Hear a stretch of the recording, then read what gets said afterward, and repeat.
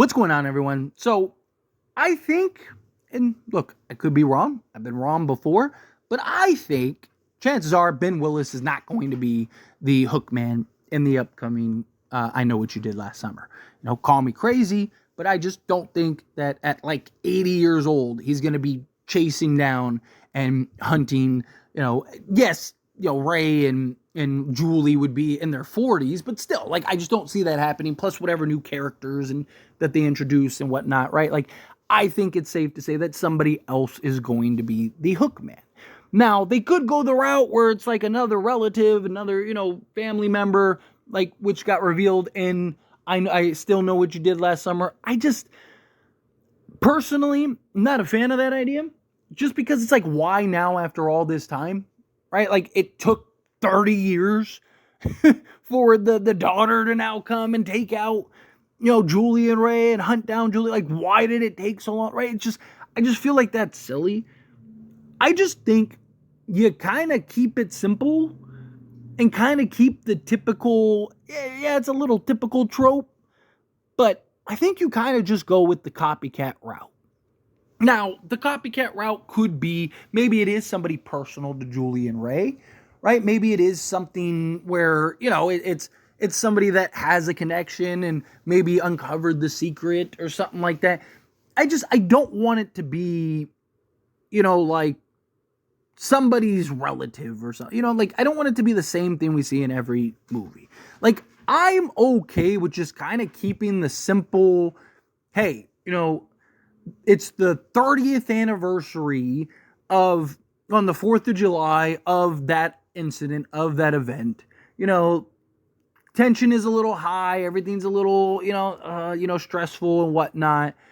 But ultimately, they just think, okay, we're just going to get through the night, things are going to be good. And then the Hookman shows up and things start going off the rails a little bit.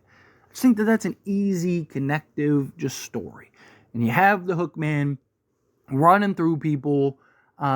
Ray and Julie are trying to survive. Maybe they have children, right? And their children are involved and their targets or whatever. And I think you just keep it simple, right? I don't think you need to have this crazy twist story that's, look at, like, even like the classics were just straightforward, right? And I know, and, I Know What You Did Last Summer, and I Still Know What You Did Last Summer. I know they kind of had the twist, right? Like, oh, you didn't know who the killer was. You thought he was dead. So maybe it's Ray. Maybe it's not. If you watch that movie, you know who it is, right? Like, it's the person that they dumped into the water survived, right? It's not like this big twist. You just don't know who that person was, right? But, like, and then I Still Know What You Did Last Summer. You knew it was Ben Willis again. Right? Like, they basically told you he was still alive at the end of the first one, right? And they kind of used the Scream trope, at the end of Scream, Ghostface slashes the screen, and that gives you your little clue and signal that more is coming. There's going to be another film. The only one it doesn't do that in is Scream 3, because that was originally supposed to be the end. Kind of do the same thing where, Hookman jumps out, Ben Willis jumps through the glass and attacks Julie, and then in part 2 drags her under the bed and stuff, right? Like, you know what it is. Like, it's not this crazy twist where it's just like, who is this? Who is that? Right? Like, I know What You Did Last Summer came from the Scream frenzy, right? Even Kevin Williamson was the guy for I Know What You Did Last Summer, all that stuff. So I get that it came from, but it's been a pretty straightforward slasher, right? At least the first 2 films, right? And I just think you keep it that way. Just kind of keep it straightforward, right? Like, this time, though, we don't know that it's Ben Willis, right? It doesn't make sense for it to be Ben Willis. So I would imagine that it's not Ben Willis, right? So you do have the opportunity of the whodunit element, but I don't think you try to go to left field with it, right? I think you keep it simple. You keep things based, right? Like, it's the Hookman running around. They don't know who it is. You have several, right? Like, use the mystery to your advantage, right? I want to be clear on that. I don't want them I don't want it so simple it's Ben Willis again or something like that. Again, you can use the whodunit element and be creative, but I don't want it to be a family. Like, I don't want the motive to be, oh, it's Ben Willis's daughter and her boyfriend, and they're back for revenge after 30 years. It's like, why? It took you 30 years to plan this? Why? Right? Like, I'd rather it be something where, it's somebody that knew, somebody that's crazy, or maybe it doesn't even really have ties, right? Like, maybe it's just somebody as the Hookman running around killing people, right? And it's like, well, why are you doing this? And it's like, is it because we're the original? No, I'm obsessed with the Hookman, right? Like, you can't explain crazy. Right, and sometimes the best motive is just the crazy motive. I mean, like Scream 2, look at Mickey. Mickey had the potential. I think that they dropped the ball with Mickey in Scream 2. But, I mean, he was as crazy as they can. I mean, so much so, even like Miss Loomis was like, what? Like, do you hear that? That was insane. But it was great. It fit his character. I would prefer something like that. And if you watch Scream 2, you saw how well Mickey was able to manipulate Sydney, right? Better than anybody, really, right? Like, and just planning things in his head and stuff, or in her head and stuff, right?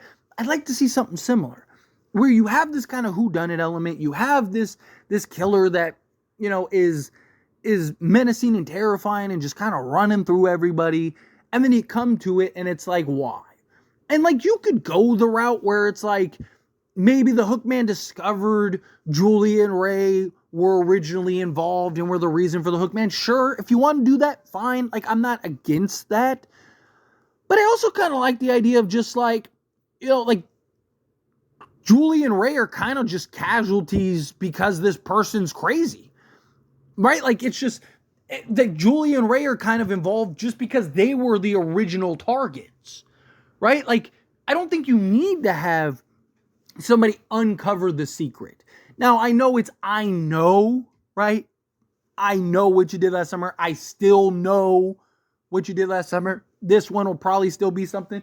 So they'll probably have it to where whoever the killer is knows. But I kind of like the idea of they don't. I kind of like the idea of like, it's just like, why are you going after Julie and Ray and, all these people? And it's just like, because they're crazy and they want to be the Hookman of the new generation, and they want to just kill people for the sake of killing people, and they think it's fun. And Julie and Ray are targets because they were the original targets of the original Hookman. Boom! Mic drop. I think that's perfect. I think that's fine. I don't think you need to reinvent the wheel here. Right? Like, Julie and Ray make a lot of sense why you're going after them. Right? Like, the Hookman is very menacing. But the thing is we've always known who the Hookman is. You have an advantage here. Use the advantage. And maybe I'll explore the whodunit element side more. Like, I think there's a lot of fun roads we can go down with that. But, use that to your advantage. But keep the overall premise. Keep the overall motive. Keep the Hookman itself just straightforward and simple. Right? I don't think you need to try to reinvent the wheel. It's a slasher film.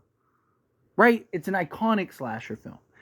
It's not Scream or anything, but it's still a beloved, at least the first one was a beloved film in the slasher horror space.